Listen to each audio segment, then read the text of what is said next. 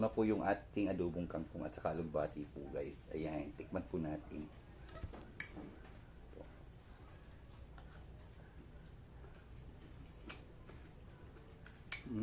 Perfect. Namit kayo. Ay guys. Perfect na perfect talaga. Nag-crab.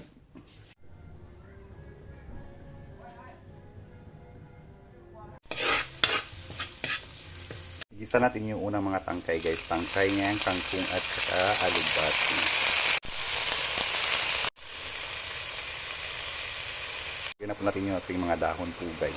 Ayan. Po siya guys. Takpan lang po natin siya guys until maluto.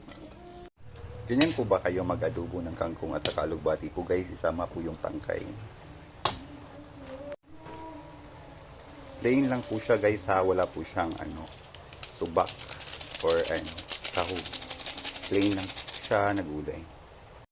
Okay na yan. Tikman